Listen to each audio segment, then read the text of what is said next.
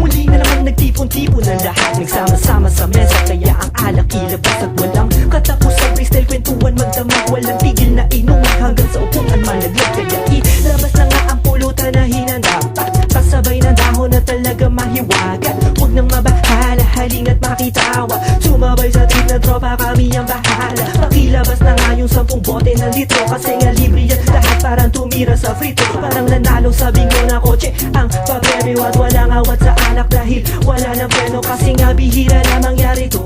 Ang bumuo kami at gumawa ng ganito, kaya sana ay magustuhan ninyo. Medyo nahihilo na ako, tanggero, pas muna ako, ipapasa ko na to. Tuloy naman sa pagtagay, mga kamay na walang kumpay sa pagkampay, mga lalamunan na walang ng pagkaumay. Tatak para sa alak, humangal pa, kapadalak pa, sumipa ang pulang kabayo. Kahit gaano kalayo na papadayo, basta meron lamang isang bote pinagsasalo-saluhan. Baso pinagpasa-pasa, sabay tikim na kikipulutan. Sa bawat patikot ng tagay ako, ay medyo di namaan, pero pwede pa. Kaya isa, dalawa, tatlo, apat na bote, itagay mo pa, kaya ko pa, sundan mo pa, pabili pa na 5 para mas masaya. Bawal ang bawat bata kay maaksaya. Pwede ang mabitin, pero pwede ulit-ulitin. Yung parang minsan lang nangyari, kaya dapat sulitin. Sama ko na naman yung mga tunay na rich. Nasana ba yung hinihintay ko na puta na bitch, na inaantay ko, tigas, tindihan mo pa abot na pagtinte, pati yung mga damo. Pagkatapos mo dyan, digit, tagay mo na pare. Pagkatapos mo dyan lang yung mga babae. Tagay mo, kanino bang tagay to? Ako ay nalilito, paabot ang pagporo, pati yung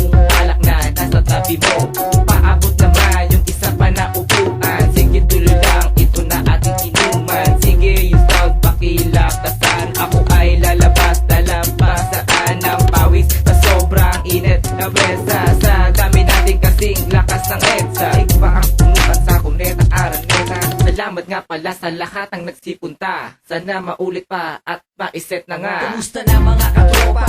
Ano bang bago? Ilabas na ang pulutan, paikutin na ang baso. Teka, paano ako kamo? Di ba kahit pa madaro, sagot na ang isang text, maituloy lang aking plano. Nagtatakas, wala dapat maririnig, magpasmas. Okay sa aking bawat shot, gusto ko yung lumalagpas. Wala nang lalabas sa bato nang hindi magumagkano. Kuwang isang chicks sa aking kamay, himas niya habang kaabot ng isang yosi. Pag tinamaan ka, wala na pagka-juicy. Pag medyo tipsy, pwede excuse me. Lasing na siya sa room, ay aking isi-safety. Na ba ang tagay ako'y medyo naiinig na, bilisan naman ang sagot ako'y medyo nasasabik na. Madaluyan ang lalamunan at masayaran ng pulutan, na parang hindi tayo nakukumbusan ng puhunan. Kahit walang pagkukunan ng tuloy-tuloy lang inuman, dahil dito mo makikita ang mga tunay na kaibigan. Nakikiray na sa aking ipasa na tayo ay makadamit. Sige, pabili ka pa ng kabayo na pula, dahil di pa lasing ang tropa. Kaya hanggang umaga walang umpay na tawa. Sa kaliwat sa kanan, iba't ibang ginagawa. Merong nagkwekwentuhan at meron ding tuwang-tuwa. Kampay,